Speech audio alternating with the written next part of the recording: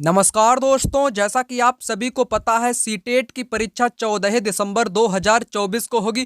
Paper 2 social science के लिए NCERT class 6 इतिहास को निचोड़ने वाले हैं, अर्थात टॉप 70 क्वेश्चन यहां पर कराऊंगा जो कि एनसीईआरटी क्लास 6 के होंगे। एग्जाम में जितने भी क्वेश्चन पूछे जाते हैं वे सभी क्वेश्चन डायरेक्ट एनसीईआरटी से पूछे जाते हैं। पहला क्वेश्चन, इनाम गांव पुरा स्थल कहाँ है? इस क्वेश्चन का राइट आंसर होगा महाराष्ट्र के पुणे में स्थित है।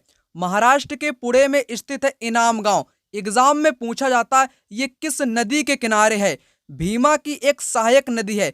भीमा की सहायक नदी का नाम क्या है? घोड़। घोड़ नदी के किनारे स्थित है इनाम गांव पुरा स्थल। एक बात आप लोग यहां पर याद रखना, इनाम गांव में मृतकों को यानी कि मरे हुए लोगों को दफनाया जाता था। सिर इनका उत्तर की ओर करके, उत्तर की ओर सिर करके यहाँ पर लोगों को दफनाया जाता था इनाम गांव में, है ना। ये कहाँ पर है? ये है महाराष्ट्र में, ठीक है ना। चलिए आगे बढ़ते हैं। आगे यहाँ पर क्वेश्चन नंबर 2, भारत की निम्नलिखित में से किस साहित्यिक विरासत का अर्थ निकट जाना और बैठना है? यहाँ पर करेक्ट आंसर होगा उपनिषद। उपनिषद का मतलब होता है ऋग्वैदिक काल में गुरु के पास जाना और बैठना। दो शब्दों से मिलकर बना हुआ है उप प्लस निषद। उप प्लस निषद से मिलकर बना है। उप का मतलब होता है पास और निषद का मतलब होता है बैठना। गुरु के पास जाकर के बैठना क्या मतलब होता है इसका? इसका मतलब होता है उपनिषद, जो कि वैदिक काल में प्रयोग किया जाता था। चलिए आगे बढ़ते हैं। क्वेश्चन नंबर 3, किस स्थान पर उत्तर की ओर सिर करके मृतकों को रखना एक सामान्य प्रथा थी? इनाम गांव में, बुर्ज होम में, मेहरगढ़ में या भीमबेटका में? मैंने आपको क्या बताया? इनाम गांव के बारे में बताया। यहाँ पर जो लोग मर जाते थे, जिनकी मृत्यु हो जाती थी, उन लोगों को दफनाया जाता था, यानी कि मिट्टी के अंदर उनको गाड़ दिया जाता था। उनका सिर किस ओर? उत्तर की ओर सिर करके उनको दफनाया जाता था। इनाम गांव में ऐसे साक्ष्य इतिहासकारों को यहाँ पर प्राप्त हुए हैं। इनाम गांव मैंने आपको बताया ये महाराष्ट्र के पुणे में स्थित है ना। बुर्ज होम की अगर मैं बात करूं, ये कहां पर है? ये कश्मीर राज्य में है, ठीक है ना। कश्मीर में है, भारत के कश्मीर में स्थित है बुर्ज होम। बुर्ज होम में क्या मिला है? यहाँ पर गर्त। गर्त का मतलब होता है गड्ढे। गर्तों में लोग निवास करते थे, यानी कि गड्ढे बनाकर के लोग यहाँ पर, मतलब कि जमीन के अंदर लोग रहते थे। कहाँ के? बुर्ज होम के लोग, ठीक है ना। मेहरगढ़ ये पाकिस्तान के पास, ईरान वाले दर्रे के पास, बोलन दर्रे के पास पड़ता है ये स्थान, है ना। भीमबेटका सभी लोग जानते हो मध्य प्रदेश एमपी में स्थित है, ठीक है ना। इतनी जानकारी आपको यहाँ पर पता होनी चाहिए। करेक्ट आंसर यहाँ पर पहला वाला ऑप्शन हो जाएगा।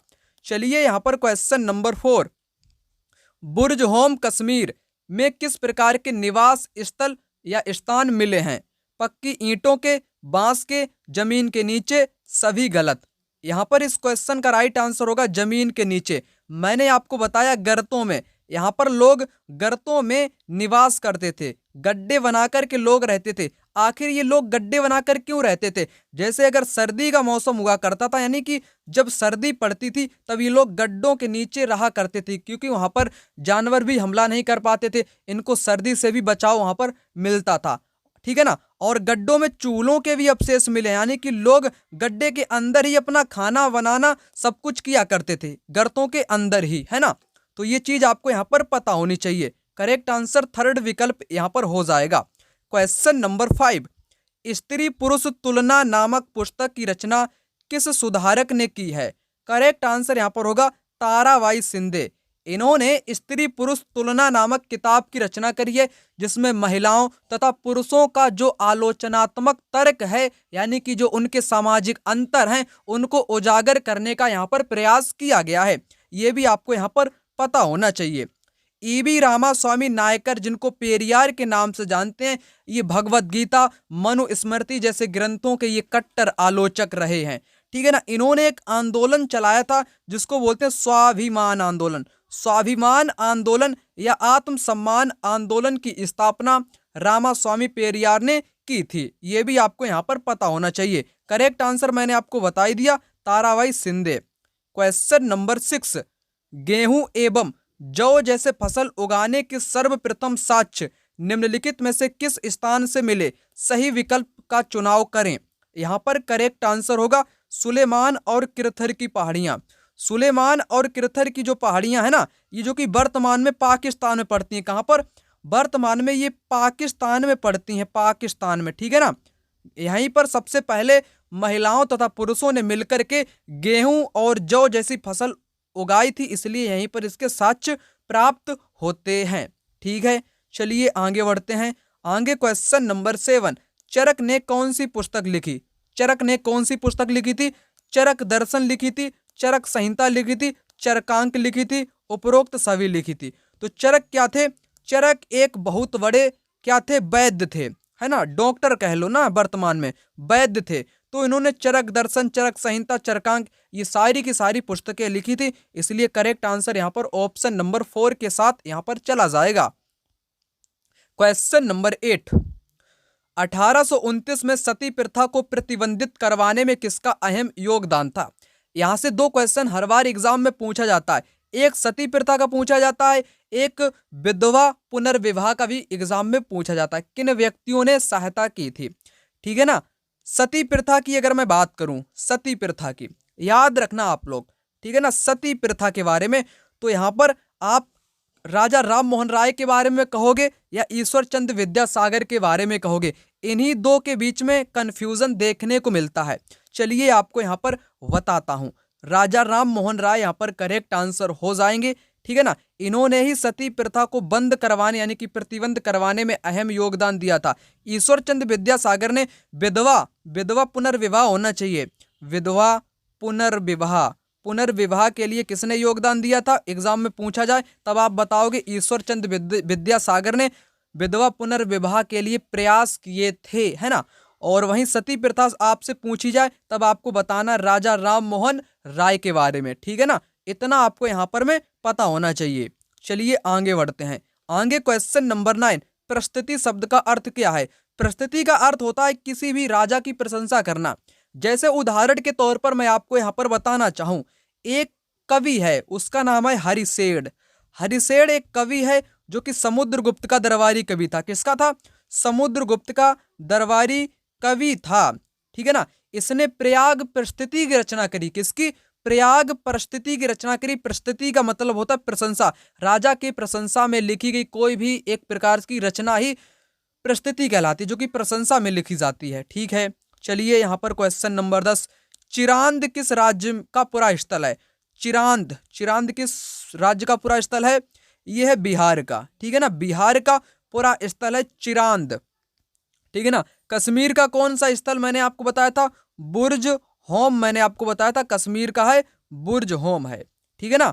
और उत्तर प्रदेश अगर आपसे पूछा जाए, कोल्डी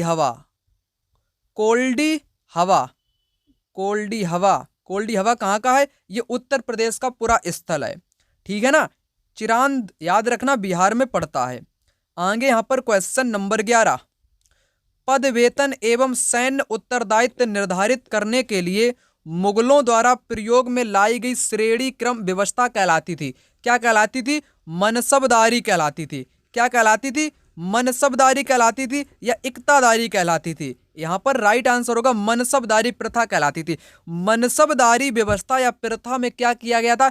इसमें किया गया था जैसे जितने भी सैनिक रहेंगे या व्यक्ति रहेंगे, दरबारी में रहेंगे या नौकर चाकर रहेंगे, तो उनका पद कैसे मतलब कि दिया जाएगा, कौन कौन से पद पे बैठेगा, उनका वेतन किस प्रकार से दिया जाएगा, सैनिक किस प्रकार से रखे जाएंगे, कहाँ पर कितने रखे जाएंगे, इनका सभी का निर्धारण करने के लिए क्या प्रयोग में आई थी? कौन सी व्यवस्था आई थी? तो मनसबदारी व्यवस्था आई थी, ठीक है। इतना आप लोग समझ चुके होंगे।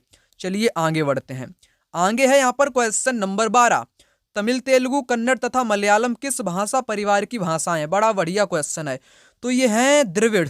द्रविड़ का मतलब होता है साउथ इंडिया। क्या मतलब होता है? साउथ इंडिया यानी कि दक्षिण भारत जो है ना, तो वहीं पर ये लोग बोलते हैं। कोई तमिल बोलता है, कोई कन्नड़ बोलता है, कोई तेलुगु बोलता है, कोई मलयालम बोलता है।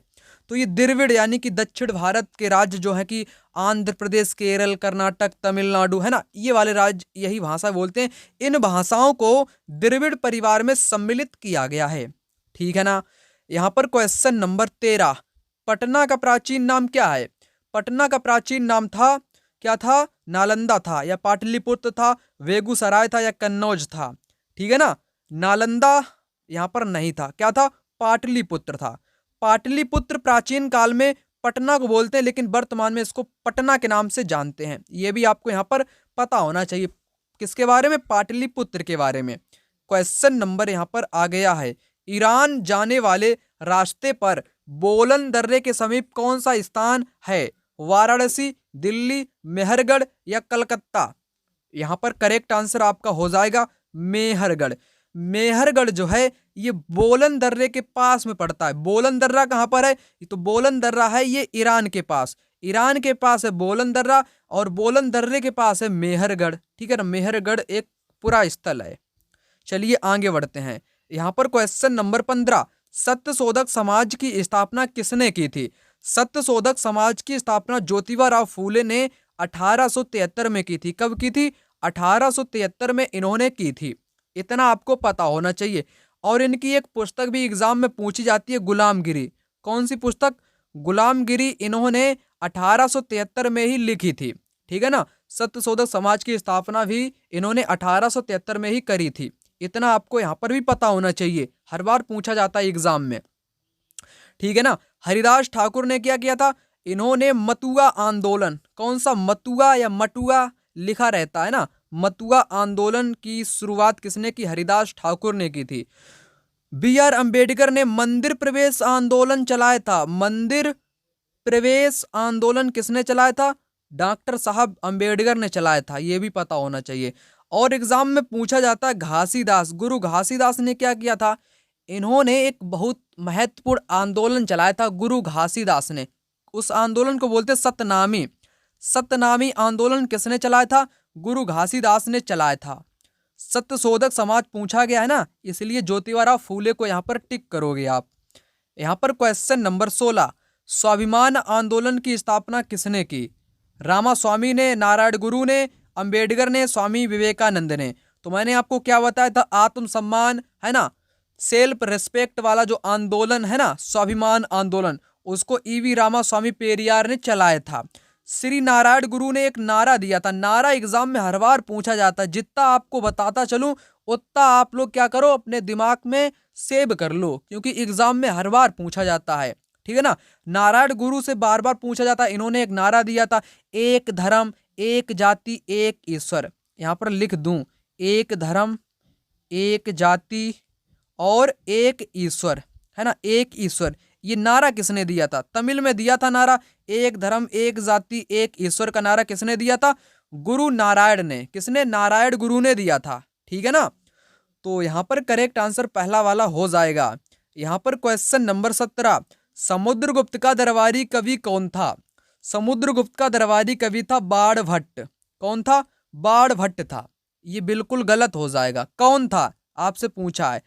मैंने आपको क्या बताया था? हरिशेठ बताया था। समुद्रगुप्त का दरबारी कवि हरिशेठ था, जिसने प्रयाग प्रस्तुति की रचना की। किसकी रचना की? प्रयाग प्रस्तुति की रचना की थी। ठीक है ना, यह भी आपको यहाँ पर पता होना चाहिए। किस भाषा में की थी? संस्कृत में की थी। किस भाषा में की थी? संस्कृत में की थी। ये एग्जाम में पूछा गया है। बाणभट्ट किसका दरबारी कवि था? हर्षवर्धन का। किसका? हर्षवर्धन का दरबारी कवि था बाणभट्ट। ठीक है ना, चाणक्य आप जानते ही होगे। किसको जानते हो? चंद्रगुप्त मौर्य को जानते होगे, जो कि एक विद्वान थे। इन्होंने किस पुस्तक की रचना की थी? इन्होंने अर्थशास्त्र नामक पुस्तक की रचना की है। अर्थशास्त्र पुस्तक की रचना की है। ठीक है, करेक्ट आंसर आपका हरिसेन यहाँ पर हो जाएगा इस क्वेश्चन का। आगे क्वेश्चन यहाँ पर है 18 नंबर का। चंद्रगुप्त प्रथम ने कौन सी पदवी धारण की थी? कौन सी पदवी धारण की थी? इन्होंने की थी महाराजा धीराज की पदवी। ठीक है ना, चलिए आगे बढ़ते हैं। आगे यहाँ पर क्वेश्चन है 19 नंबर का। किसके शासन में सबसे ज्यादा संख्या में अभिलेख लिखे गए थे? तो अशोक के शासन काल में सर्वाधिक अभिलेख मिले थे। क्या मिले थे? अभिलेख मिले थे अशोक के शासन काल में। एक चीज आप लोग याद रखना, अशोक के जो अधिकतर अभिलेख थे उसमें क्या लिखा हुआ था? उसमें लिखा हुआ था सुंदर। क्या लिखा हुआ था? सुंदर मुख वाले राजा का नाम, यानी मुखारती वाले राजा का नाम लिखा था, यानी कि अशोक लिखा था। तो एक चीज एग्जाम में पूछी जाती है, लेकिन वैसे तो सीटेट में तो नहीं पूछी जाती है, अदर एग्जाम में पूछी जाती है, यूपीएससी के एग्जाम में, जैसे कि ठीक है ना, अदर एग्जाम में भी पूछी जाती है। अशोक के सबसे पहले अभिलेख को किसने पढ़ा था? तो जेम्स प्रिंसेप ने पढ़ा था। जेम्स प्रिंसेप ने पढ़ा था 1837 में। कब? 1837 में पढ़ा था। ठीक है ना, अशोक यहाँ पर हो जाएगा। यहाँ पर क्वेश्चन नंबर 20, इनाम गांव घोड़ नदी पर एक स्थल है जो भीमा की एक सहायक नदी है। करेक्ट। यहाँ वयस्कों को आमतौर पर जमीन में सीधा दफनाया जाता था, उत्तर की ओर सिर के साथ। तो ये चीजें दोनों मैंने आपको बताई, यहाँ पर करेक्ट आंसर आपका हो जाएगा। यहाँ पर दोनों आपके राइट आंसर हो जाएंगे। चलिए आगे बढ़ते हैं। आगे यहाँ पर है क्वेश्चन नंबर 21, कढ़ाईदार वस्त्र पहने हुए व्यक्ति की मूर्ति किस स्थल से मिली है? कढ़ाईदार पहने हुए व्यक्ति की मूर्ति मोहनजोदड़ो से मिली है। मोहनजोदड़ो को मृतकों का टीला भी कहते हैं, मृतकों का टीला भी कहा जाता है, अन्य कंपटीशन वाले एग्जाम में पूछा जाता है। ठीक है ना, मृतकों का टीला मोहनजोदड़ो को बोलते हैं। तो यहीं पर कढ़ाईदार वस्त्र पहने हुए व्यक्ति की एक प्रतिमा मिलती है। ठीक है, और लोथल की बात करूं मैं, ये कहाँ पर है? ये गुजरात में है। कहाँ पर? गुजरात में पड़ता है लोथल, जिसको बंदरगाह के नाम से भी जानते हैं। हड़प्पा का बंदरगाह कौन है? तो लोथल को माना जाता है हड़प्पा कालीन का बंदरगाह। कालीबंगा आपके कहाँ पर है? कालीबंगा है ये राजस्थान में है। ठीक है ना, और मोहनजोदड़ो ये तो वर्तमान में पाकिस्तान में है ये स्थल, हड़प्पा भी पाकिस्तान में, लोथल गुजरात में है। ठीक है, आगे क्वेश्चन क्या है यहाँ पर, वैदिक काल में लड़ाइयाँ किसके लिए लड़ी जाती थी? बड़ा महत्वपूर्ण क्वेश्चन है। वैदिक काल में लड़ाइयाँ किस लिए लड़ी जाती थी? अच्छे चरागाहों के लिए, पानी के स्रोतों के लिए, लोगों को बंदी बनाने के लिए, उपरोक्त सभी। ठीक है ना, ये करेक्ट है आपके चारों ही चारों। कथन वाला क्वेश्चन स्टेटमेंट वाला बन सकता है। वैदिक काल में लोग भी लड़ाइयाँ करते थे जैसे हम लोग वर्तमान में करते हैं। ये क्या करने के लिए? अच्छे चरागाह मिल जाए। चरागाह क्या होता है? घास के मैदान होते हैं ना, ये अपने पशुओं को कहाँ पर ले जाएंगे? घास खवाने के लिए। इसलिए ये कब्जे में कर लिया करते थे घास के बड़े बड़े खेतों को, है ना। तो इसलिए भी ये लड़ाई लड़ते थे आपस में। पानी जहाँ पर इनको मिल जाए, पानी पर हक अपना जमाया करते थे। तो पानी के स्रोतों को पाने के लिए भी ये लड़ाइयाँ लड़ते थे। लोगों को ये बंदी बनाते थे, गुलाम बनाते थे, नौकर बनाते थे, उसके लिए भी ये लोग लड़ाइयाँ करते रहते थे। तो ये आपके चारों यहाँ पर कैसे दिए गए? करेक्ट आपके यहाँ पर दिए गए हैं।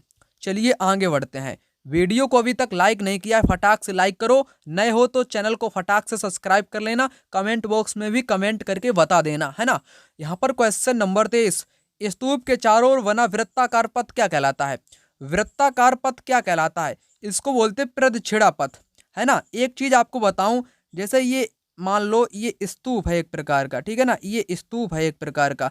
इसके जो चारों ओर घूमने की जगह होती है, जैसे मंदिर में हम लोग परिक्रमा करते हैं ना, उसी प्रकार स्तूप के चारों ओर एक वृत्ताकार पथ होता है, गोले का, घूमने का चारों ओर। उसको बोलते हैं प्रदक्षिणा पथ। क्या बोलते हैं? प्रदक्षिणा पथ बोलते हैं।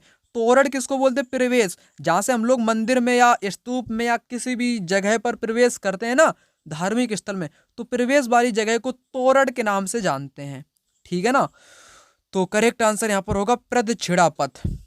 यहाँ पर अगला क्वेश्चन क्या है? यहाँ पर है, निम्न में से कौन ऋग्वेद में वर्णित देवता नहीं है? नहीं वाला आपको बताना है। अग्नि का भी उल्लेख किया गया है, इंद्र का भी किया गया है, सोम का भी किया गया है, ब्रह्मा का उल्लेख नहीं किया गया है देवता में, है ना। ब्रह्मा का उल्लेख नहीं किया गया है। अग्नि आग का देवता बताया गया, इंद्र को वर्षा का देवता बताया गया। सोम क्या है? सोम एक प्रकार का पौधा है, पौधा है एक प्रकार का सोम, जो कि पीने वाला यानी कि पेय पदार्थ कह लो, पेय पदार्थ पौधा है सोम। ठीक है ना, नहीं वाला पूछा ना, करेक्ट आंसर ब्रह्मा यहाँ पर हो जाएगा। क्वेश्चन नंबर 25, पल्लवों की राजधानी थी, पल्लवों की राजधानी थी कांचीपुरम में। कहां पर थी? कांचीपुरम में थी। चलिए आगे बढ़ते हैं। आगे यहाँ पर क्वेश्चन है 26 नंबर का, चालुक्यों की राजधानी थी, चालुक्यों की राजधानी थी ऐहोल में। कहां पर थी? ऐहोल में थी।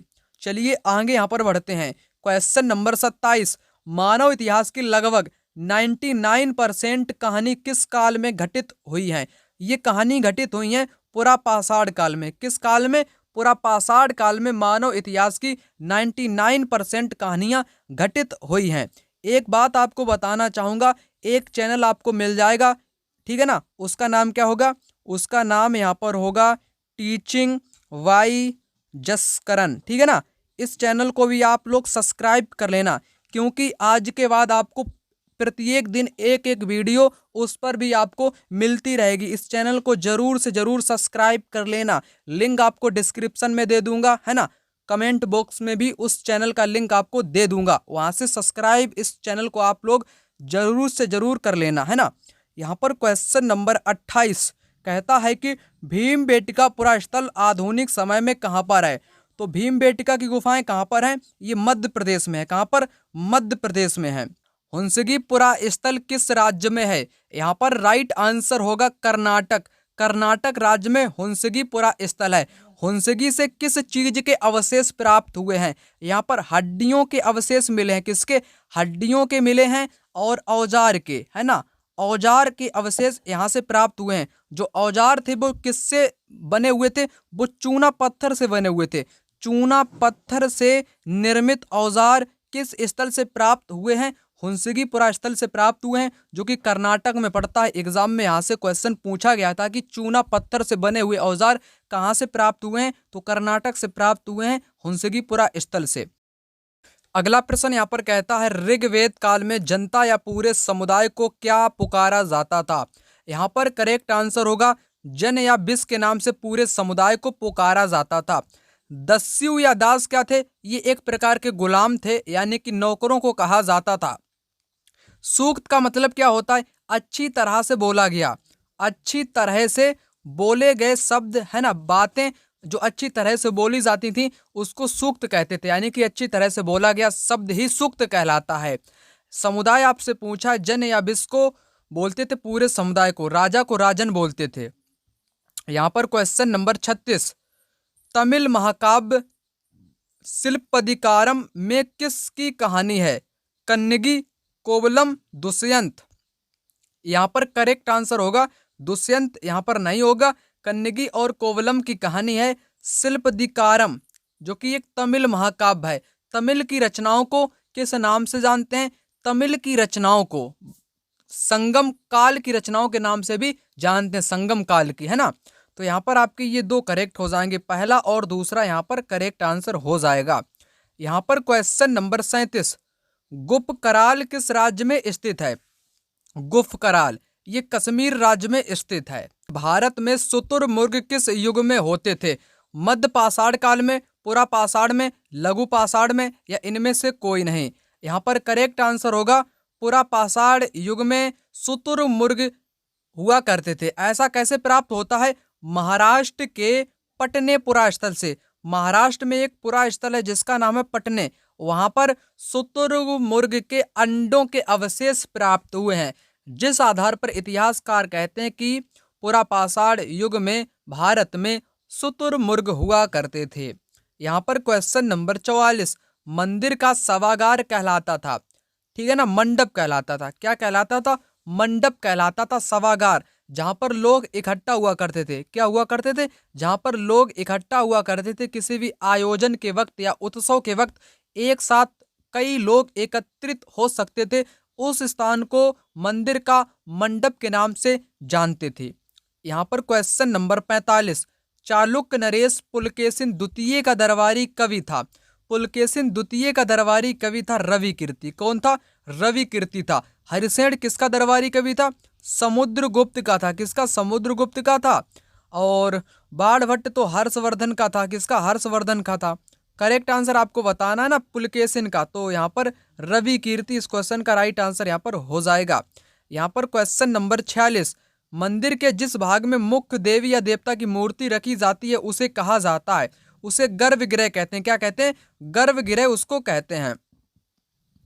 इस्लाम धर्म के संस्थापक थे पैगंबर मोहम्मद। नेक्स्ट क्वेश्चन मथुरा के अभिलेखों में किन का उल्लेख मिलता है? सुनारों का, बुनकरों और लोहारों का, टोकरी व माला बनाने वालों का, उपरोक्त सभी का। यहाँ पर इस क्वेश्चन का राइट आंसर होगा उपरोक्त सभी। मथुरा के जो अभिलेख प्राप्त हुए हैं उसमें सुनारों का भी उल्लेख मिलता है, बुनकर तथा लोहारों का, टोकरी बनाने वाले, माला बनाने वालों का भी उल्लेख मिलता है, इसलिए उपरोक्त सभी यहाँ पर करेक्ट आंसर हो जाएगा। सबसे पुराने सिक्कों को कहा जाता था। क्या कहा जाता था? कहा जाता था नहीं, कहा जाता था। क्या कहा जाता था? इनको आहत सिक्के कहते थे। जो प्राचीन काल के जो सिक्के हुआ करते थे उनको आहत सिक्कों के नाम से जाना जाता था। तमिल की प्राचीनतम रचनाएं कहलाती थी, ये कहलाती थी संगम साहित्य। क्या कहलाती थी? संगम साहित्य कहलाती थी प्राचीन काल की जो तमिल रचनाएं थीं। महापाषाण काल में उत्तर भारत में कपड़ा उत्पादन का मुख्य केंद्र था। उत्तर भारत में, कहाँ का? उत्तर भारत में। तो उत्तर भारत में पटना तो ये बिहार में आता है। मथुरा आपके थोड़ा इधर आ जाता है, मध्य वाले क्षेत्र से अलग थोड़ा, है ना। यहाँ पर करेक्ट आंसर हो जाएगा वाराणसी। वाराणसी जो है ये कपड़ा उत्पादन का मुख्य केंद्र माना जाता था महापाषाण काल के दौरान। यहाँ पर 53 अशोक ने किस धर्म का पालन करने को कहा था? धम्म का, हिंदू का, मुस्लिम का, ईसाई का? करेक्ट आंसर यहाँ पर होगा धम्म। अशोक ने धम्म को अपनाया था। धम्म में क्या था? चाहे बड़े हों चाहे छोटे हों, सबका क्या करोगे? सम्मान करोगे, है ना। बच्चों के प्रति प्रेम भाव, बड़ों के प्रति आदर सम्मान, यही सब कुछ अशोक का धम्म सिखाता है। इसलिए अशोक ने धम्म धर्म को अपना लिया था। यहाँ पर क्वेश्चन नंबर 54, चंद्रगुप्त की किस शासक ने मौर्य शासन की स्थापना में सहायता की थी? सभी लोग जानते हो कौटिल्य ने ही सहायता करी थी, ठीक है ना।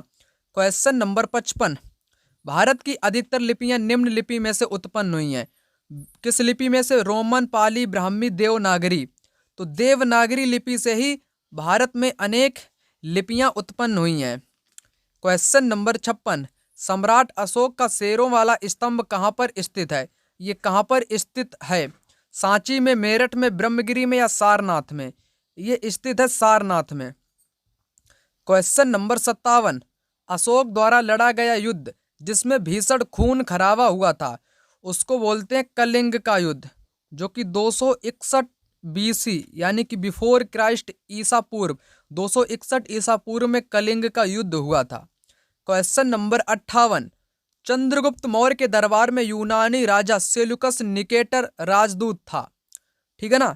ये था चंद्रगुप्त के दरबार में यूनानी राजा सेल्यूकस निकेटर का राजदूत था, मैगस्थनीज था, ठीक है ना, मैगस्थनीज था। मैग्नीज ने एक पुस्तक लिखी जिसको बोलते हैं इंडिका। इंडिका पुस्तक किसने लिखी? मैगस्थनीज ने लिखी, जो कि भारत के जो मौर्यकालीन इतिहास है उसको बताने का प्रयास करता है। क्वेश्चन नंबर 59, कौटिल्य या चाणक्य द्वारा लिखी गई पुस्तक अर्थशास्त्र। क्वेश्चन नंबर 60, चंद्रगुप्त मौर्य के पुत्र अशोक के पिता का नाम क्या था? बढ़िया क्वेश्चन, ठीक है ना। चंद्रगुप्त मौर्य का पुत्र कौन था या अशोक के पिता का नाम क्या था? अशोक के पिता का नाम क्या था? अकबर तो था ही नहीं, शेरशाह सूरी भी नहीं था, ना कनिष्क था, बिंदुसार था। क्या था? बिंदुसार था। क्वेश्चन नंबर 61, महावीर स्वामी के बचपन का नाम क्या था? इनका नाम था वर्धमान। क्या था? वर्धमान। सिद्धार्थ किसका बचपन का नाम था? बुद्ध का बचपन का नाम था सिद्धार्थ। क्वेश्चन नंबर 62, बोध गया नामक स्थान कहाँ पर है? ये बिहार में पड़ता है। मगध किस राज्य के दक्षिण में फैला हुआ है? जो मगध है ना, ये गंगा के दक्षिण भाग में फैला हुआ है। यहाँ पर क्वेश्चन नंबर 65, वर्ण व्यवस्था के अनुसार निम्न लोगों को वेदों का अध्ययन का अधिकार नहीं था। शूद्रों को भी नहीं था और महिलाओं को भी नहीं था, है ना, इन दोनों को नहीं था। करेक्ट आंसर यहाँ पर हो जाएगा 4 ऑप्शन दोनों। गौतम बुद्ध को किस नाम से पुकारा जाता था? इनको पुकारा जाता था सिद्धार्थ के नाम से पुकारा जाता था। जैन धर्म के संस्थापक थे वर्धमान महावीर थे। अगला प्रश्न यहाँ पर कहता है, दक्षिण भारत तमिल क्षेत्र में बड़े भूस्वामियों को कहा जाता था। बेल्ला कहा जाता था बड़े भूस्वामियों को। उड़वार कहते थे छोटे किसान यानी कि हलवाहे, जो हल क्या करते थे? जो हल से खेत को जोता करते थे। हल चलाने वाले लोगों को उड़वार कहा जाता था। बड़े भूस्वामियों को बेल्ला कहा जाता था, ठीक है ना। क्वेश्चन नंबर 69, दिल्ली के सुल्तानों के शासन काल में भाषा कौन सी थी? इनके शासन काल में भाषा थी फारसी। कौन सी थी? फारसी भाषा थी।